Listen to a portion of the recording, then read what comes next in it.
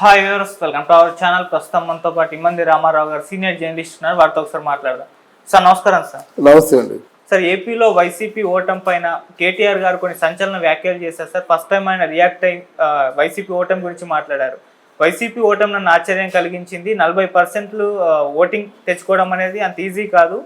అలాగే ఇక్కడ షర్మిల గారిని ఒక పావలా వాడుకున్నారు తప్పితే ఆమె పాత్ర ఇంకేమీ లేదు అని చెప్పేసి కూడా కామెంట్ చేశారు. పవన్ కళ్యాణ్ గారు విడిగా పోటీ చేస్తుంటే ఫలితాలు మరోలా ఉండేవని కూడా చెప్పేసి ఆయన అభిప్రాయపడ్డారు. సార్ సో ఆయన కామెంట్స్ పైన మీ ఒపీనియన్ ఏంటి సార్? ఆయన అభిప్రాయపడ్డారు, అది మీరు చెప్పింది నేను చెప్తా. ఆయన ఉద్దేశం అది. పోనీ వీళ్ళ పవన్ ఓటమి జగన్మోహన్ రెడ్డి ఓటమి గురించి కాదు. వీళ్ళు ఎందుకు ఓడిపోయారో చెప్తారా? చెప్పారు సార్. అది కూడా వీళ్ళు ఎందుకు ఓడిపోయారో చెప్తారా? వీళ్ళు సైనించి మంచిగా చెప్తారు. మేము తప్పులు చేసాము, అవినీతి చేసాము, జనంలో అవినీతి అనేది బాగా కూరుకుపోయింది, ప్రజలు మమ్మల్ని యావగించారు, మాకు సరైన సమాధానం చెప్పారని చెప్తారా? మీ మహారాజులు మీ చాలా అంటే బౌద్ధ మతాన్ని తీసుకున్నటువంటి పవిత్రమైన మనుషులు అని చెప్తారు. కానీ ఇప్పుడు ఇన్ని లక్షల కోట్లు ఎక్కడి నుంచి వచ్చిందండి? కోని ప్రకాశరావు గారు 100 రూపాయలు నన్ను అడిగి తీసుకెళ్లేవాడు, బియ్యం కొనుక్కునేవాడు అని చెప్పారు. కవిత 10 రూపాయలు నా దగ్గర తీసుకుండేది, నా దగ్గర తీసుకొని సినిమాకి వెళ్తుండేది అని చెప్పాడు. దాన్ని మీరు ఖండించలేదు అంటే నిజమే కదా.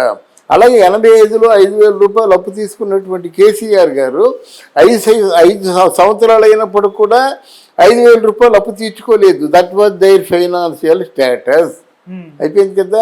నువ్వు అమెరికాలో పనిచేస్తున్నావు, మీ నాన్న ఏమన్నా నువ్వు ఇప్పుడు ఇంతవరకు అడుగు తింటాము, రాజకీయాలు వద్దు, గాడిద గుడ్డు వద్దు, నువ్వు ఇంట్లో కూర్చొని నువ్వు తిట్టలేదా?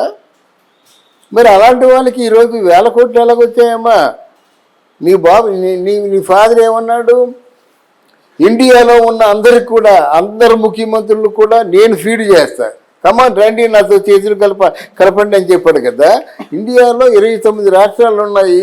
29 రాష్ట్రాలకు కనీసం రాష్ట్రానికి 1000 కోట్లు ఇచ్చినా 29,000 కోట్లు ఉండాలి కదా. అంతే కదండి. మీరు ఫండ్ పెట్టుకోవద్దు. నీ ఫండ్ పెట్టుకుంటా ప్రధానమంత్రిగా నీ పోటీ చేస్తా, అందుకే టీఆర్ఎస్లోంచి బీఆర్ఎస్లో మారా, దయచేసి నన్ను నమ్మి నాతో రండి అని చెప్పగానే చెప్పుకున్నాడు కదా. నా దగ్గర లక్షల కోట్లు ఉన్నాయని చెప్పేసి దీని గురించి ఎందుకు మాట్లాడవు? నీకు మొదటి నుంచి జగన్మోహన్ రెడ్డి గారికి మీ నాన్నగారికి ఉన్నటువంటి సాంగత్యం, చుట్టరికం, బంధుత్వం, ఫైనాన్షియల్ అడ్జస్ట్మెంటు, ల్యాండ్స్ అడ్జస్ట్మెంటు ఇవన్నీ ఉన్నాయి మీకు. మీరు అలాగే మాట్లాడాలి.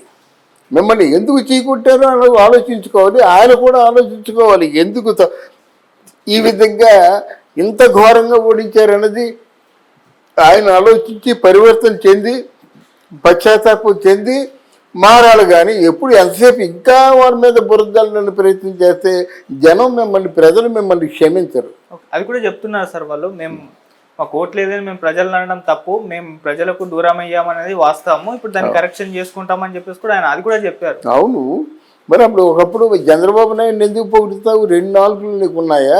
ఒక పక్క తెలుగుదేశం పార్టీ కూటమి చేసింది మంచిది కాదు, అది చాలా దారుణమైనటువంటి రాజకీయం అని చెప్పిన వాడు చంద్రబాబు నాయుడిని పొగుడుతున్నావు, ఒక పక్క పవన్ కళ్యాణ్ని పొగుడుతున్నావు, ఒక పక్క తిరుగుతున్నావు.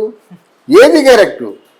పవన్ కళ్యాణ్ని అద్భుతమైన లీడర్, నో డౌట్ అంటారని చెప్పావు నువ్వు. అలాగే మరి మంచి విజలున్నటువంటి ముఖ్యమంత్రి అని చెప్పేసి చంద్రబాబు నాయుడిని కూడా పొగిడావు. ఆయన తాలూకు అనుభవాలు మనకు అవసరం అన్నావు. ఇప్పుడు ఏంటి మరి కొత్త రాగం అందుకున్నావు అని ప్రజలు అంటున్నారు. ప్రజలకు ఏమి సమాధానం చెప్తావు? నీ మనసులో ఉన్న సమాధానం చెప్పు. మా సైడ్ నుంచి ఒకటే ఎలిగేషను, మీరు మీ ఆర్థిక స్తోమత ఏమిటో, ఆర్థిక స్థితిగతులు ఏమిటో మీకు తెలిసినప్పుడు ఈరోజు మీ పొజిషన్ ఏమిటో తెలుసు. మీ గుండె మీద చేసుకొని చెప్పండి, ఇదంతా మా తాత ముత్తాతల దగ్గర నుంచి వచ్చిన ఆస్తి అని చెప్పండి, అయిపోతే ఊరుకుంటారు అందరూ. చెప్పగలరా? మీ కవిత స్కామ్ చేయలేదని మీరు చెప్పగలరా? నిజంగా స్కామ్ చేయకపోతే మీరు ఉంటారా? ఇలాగ సైలెంట్గా ఉంటారా? ఎందుకు మీలో తప్పులు ఎంచుకొని మిగతా వాళ్ళ గురించి మాట్లాడడం కేటీఆర్కి చెల్లదు. కేసీఆర్ మాట్లాడాడంటే అడ్డగోలుగా మాట్లాడతాడు. మరి వీళ్ళందరూ కూడా చంద్రబాబు నాయుడు తాలూకా డిస్కవరీసే కదా, ఆయన చేతి కింద పనిచేసే వాళ్ళు కదా. ఆ సత్యాన్ని మర్చిపోయి రాకూడదు, తరిమి కొడతాం, ఇలాగా మాట్లాడడం ఆ స్థాయికి తగ్గదు. సార్ ఇప్పుడు ఆయన చెప్పిన దాంట్లో ఒక 3 పాయింట్స్ తీసుకుంటే సార్, షర్మిల గారిని ఒక పావలా వాడుకున్నారు జగన్ గారిని ఓడించడానికి అని ఒకటి, కేతిరెడ్డి గారు ఎప్పుడు జనంలోనే తిరుగుతారు, ఆయన ఓడిపోవడం కూడా విచిత్రం అని చెప్పేసి 2, మళ్ళీ పవన్ కళ్యాణ్ గారు విడిగా పోటీ చేస్తుంటే ఫలితాలు వేరేగా ఉండేవని 3.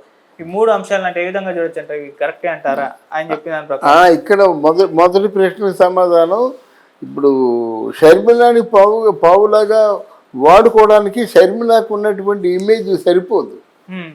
ఆవిడకున్న ఇమేజ్ పెద్దది. కేకే ఆవిడేం పవన్ కళ్యాణా కదా, లేదా ఆవిడేం విజయశాంత, అనుష్క, ఎవరు నయనతారా, అంతే కదమ్మా. దీపిగా పడుకోనా ఏమిటి, ఆవిడ తిట్టికేస్తే ఒక విజులు కొడితే రావడానికి ఆవిడెవరు? ఆవిడని ఏం బావులో ఉపయోగించుకుంటాము? ఆవిడ బాధగా ఉన్నప్పుడు కన్నీరు కాచినప్పుడు పర్వాలేదమ్మా నీకు మంచి రోజులు వస్తాయని చెప్తారు, కానీ ఆవిడని ఎలాగ ఉపయోగించుకున్నారో చెప్పాలి ఆయన. ఒకటి సార్, పావులా వాడుకోవడానికి హీరోయిన్ కావాలా, సెలబ్రిటీ అయ్యి ఉండాలా, లేకుంటే భారీ పాపులర్ అయ్యి? అవునండి, ఇప్పుడు ఆవిడని ఎవరు ఖాతరు చేయకపోయినట్టయితే మరి ఏం వాడుకుంటారు?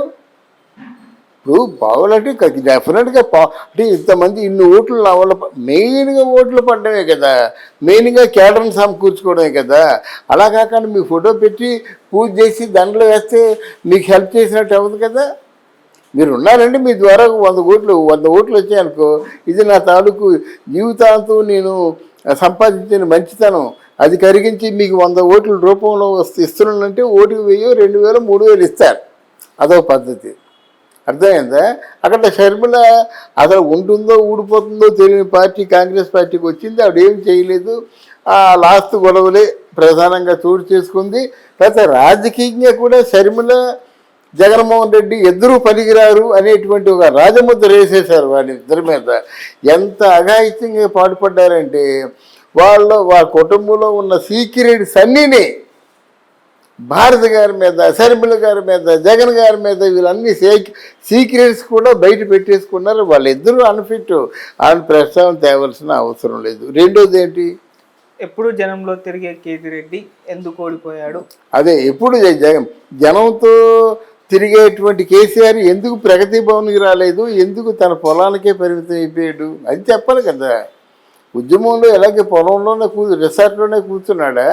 ఇప్పుడు 5 4 ఎంతోమంది ఉన్నారు, వాళ్ళు రోజు రెగ్యులర్గా వెళ్తున్నారు కదా. వాళ్ళు ఏం చెప్పారు, మిమ్మల్ని తిరగలేదు, మిమ్మల్ని మించిన వీరుడు సూర్యుడు లేదని మీకు మాయమాటలు చెప్పి మీ క్వార్టరీగా ఉన్నా మీతో మందు తాగిన వాళ్ళు ఎప్పుడు ఉన్నాక వాళ్ళు విడిపోలేదు కదా. వాళ్ళు తప్ప మిగతా ప్రపంచాన్ని మీరు చూడలేదు. వాళ్ళు ఇంతేంట్రా బాబు, ఆ 4 ఆ కుటుంబ పరిపాలన, చుట్టూ ఉన్న 4 పరిపాలన అనుకున్నారు, కొలుక్కొచ్చి వెళ్ళిపోయారు. ఇప్పుడు మీరంటే ప్రాణాలు పెట్టి మల్లారెడ్డి ఎందుకు పార్టీ మారుతున్నాడు? మల్లారెడ్డి మీ పార్టీలు ఉంటే రేవంత్ రెడ్డి ప్రాపర్టీ అంతా కొల్లగొడుతున్నాడు, అంతే కదా. వాడు ప్రాపర్టీని ఆయన సురక్షితంగా కాపాడుకోవాలి కదా. అది. మూడోది, పవన్ కళ్యాణ్ గారు విడిగా పోటీ చేస్తుంటే ఫలితాలు మరోలా ఉండేవి. అవును, ఆ మాట ఆయనే చెప్పాడు కదా. ఏంటి ప్రాణం పోయినప్పుడు కూడా ఓట్లను చేయాలనేవాను అని చెప్పాడు కదా. అది నువ్వు చెప్పేది ఆయన తెలీదా? ఆయన రాజకీయాలు 14 సంవత్సరాలు బట్టి రాజకీయంలో ఉండి మాయా మంత్రాలు, కుతంత్రాలు, కుట్రలు అన్నీ చూస్తున్నాడు కదా. ఆయన నువ్వు చెప్పాల్సిన అవసరం లేదు, ఆయన బాగా తెలుసు.